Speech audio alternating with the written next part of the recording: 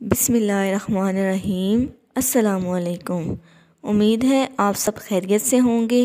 آج ہم تیسری جماعت کی نگار اردو کا سبق نمبر 15 پڑھیں گے۔ آج ہم پڑھیں گے نظم کا نام ہے ہمدردی۔ اس میں ہم ایک ایک شعر پڑھیں گے، ساتھ میں اس کی تشریح بھی پڑھیں گے اور مشکل الفاظ کے معنی بھی۔ تو چلیں شعر نمبر 1 پڑھتے ہیں۔ ٹہنی پہ کسی شجر کی تنہا، بلبل تھا کوئی اداس بیٹھا۔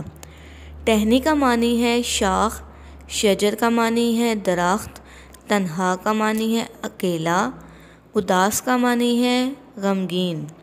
اس کی تشریح: ایک درخت کی شاخ پر ایک بلبل بہت اداس اور غمگین بیٹھا ہوا تھا۔ شعر نمبر 2۔ کہتا تھا کہ رات سر پہ آئی، اڑنے چگنے میں دن گزارا۔ اس کی تشریح: بلبل کہہ رہا ہے کہ افسوس، میں نے دانہ دنکا چگنے کے لیے ادھر ادھر پھر کر دن گزار دیا اور سر پر رات چھا گئی ہے، راستہ بھی دکھائی نہیں دے رہا۔ شعر نمبر 3۔ پہنچوں کس طرح آشیاں تک، ہر چیز پہ چھا گیا اندھیرا۔ آشیاں کا معنی ہے گھر۔ اس کی تشریح: میرا گھونسلے تک پہنچنا ناممکن ہو چکا ہے، سمجھ میں نہیں آ رہا کہ میں اپنے گھونسلے تک کس طرح پہنچوں گا کیونکہ ہر چیز پر اندھیرا چھا گیا ہے۔ شعر نمبر 4۔ سن کر بلبل کی آہوزاری، جگنو کوئی پاس ہی سے بولا۔ آہوزاری کا معنی ہے رونا دھونا۔ اس کی تشریح: بلبل کا رونا دھونا سن کر ایک جگنو بلبل کے پاس آیا اور اس سے اس کی پریشانی کی وجہ پوچھی۔ شعر نمبر 5۔ حاضر ہوں مدد کو جان و دل سے، کیڑا ہوں اگرچہ میں ذرا سا۔ اس کی تشریح: جگنو بلبل سے کہنے لگا، اے بلبل تم پریشان نہ ہو، میں تیری مدد کروں گا اور تجھے گھونسلے تک پہنچاؤں گا، بے شک میں چھوٹا سا کیڑا ہوں۔ شعر نمبر 6۔ کیا غم ہے جو رات ہے اندھیری، میں راہ میں روشنی کروں گا۔ اس کی تشریح: اگر رات اندھیری ہے تو فکر کی کوئی بات نہیں، راستے میں روشنی کروں گا جس سے تم اپنی منزل تک پہنچ جاؤ گے، یعنی اپنے گھر تک، اپنے گھونسلے تک پہنچ جاؤ گے۔ شعر نمبر 7۔ اللہ نے دی ہے مجھ کو مشعل، چمکا کے مجھے دیا بنایا۔ مشعل کا معنی ہے روشنی۔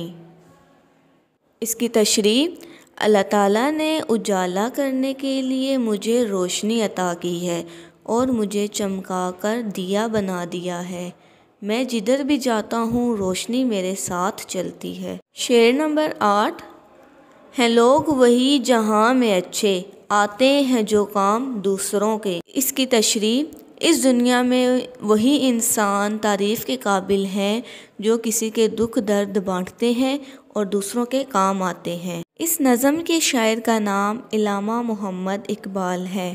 اب میں اس نظم کو کہانی کی صورت میں بتاؤں گی کہ ایک بلبل ایک درخت پر اداس بیٹھا ہوا تھا۔ بات یہ تھی کہ اس نے سارا دن ادھر ادھر اڑنے اور دانہ چگنے میں دن گزار دیا تھا۔ اب اسے یہ ڈر تھا کہ اندھیرے میں کس طرح اپنے گھونسلے تک جائے گا۔ وہاں ایک جگنو بھی تھا۔ جگنو نے بلبل کو پریشان دیکھا تو کہا کہ تم پریشان کیوں ہوتے ہو، اللہ تعالیٰ نے مجھے روشنی دی ہے، میں تمہیں اپنی روشنی سے راستہ دکھاؤں گا اور تم اپنے گھر کو پہنچ جاؤ گے۔ وہی لوگ دنیا میں اچھے ہیں جو دوسروں کے کام آتے ہیں۔ اس سبق کے اہم نکات ہیں۔ نمبر 1، اس نظم میں ہمیں دوسروں سے ہمدردی کی ہدایت کی گئی ہے۔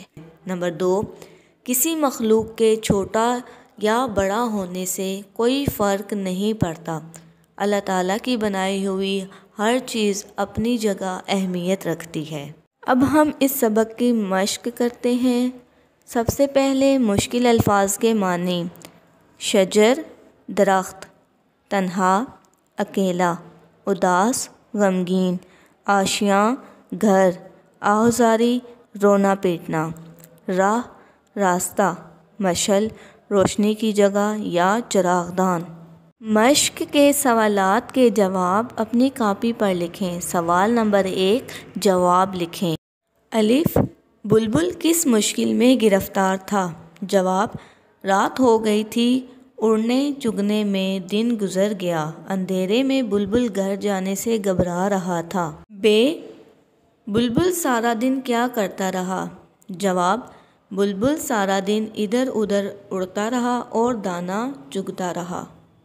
ج جگنو کیا چیز ہے؟ جواب: جگنو ایک ننھا سا کیڑا ہے جس کی دم رات کو چمکتی ہے۔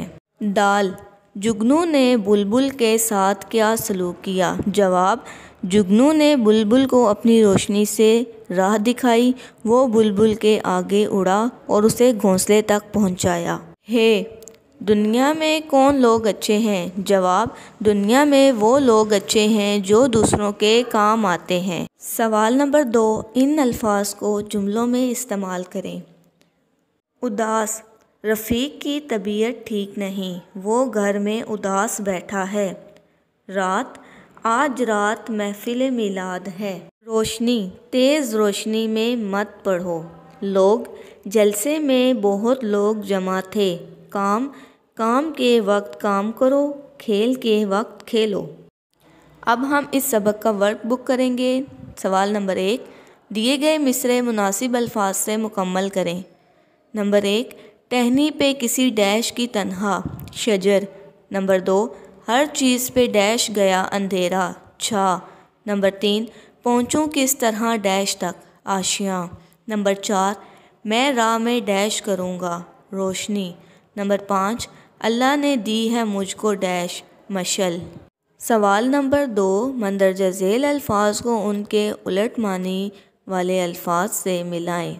دن، رات، اداس، خوش، روشنی، اندھیرا، حاضر، غائب، چھوٹا، بڑا۔ سوال نمبر 3، بلبل کے علاوہ 6 اور پرندوں کے نام لکھیں۔ طوطا، کوا، عقاب، چڑیا، کبوتر، چیل۔ سوال نمبر 4، شعر کا مطلب لکھیں۔ ہیں لوگ وہی جہاں میں اچھے، آتے ہیں جو کام دوسروں کے۔ اس کا مطلب دنیا میں وہی لوگ اچھے ہیں، انہی کی قدر ہوتی ہے جو دوسروں کے کام آتے ہیں، اس لیے ہمیں دوسروں کے کام آنا چاہیے۔ سوال نمبر 5، بلبل اور جگنو کے خاکوں میں رنگ بھریں۔ اب ہم پڑھیں گے قواعد۔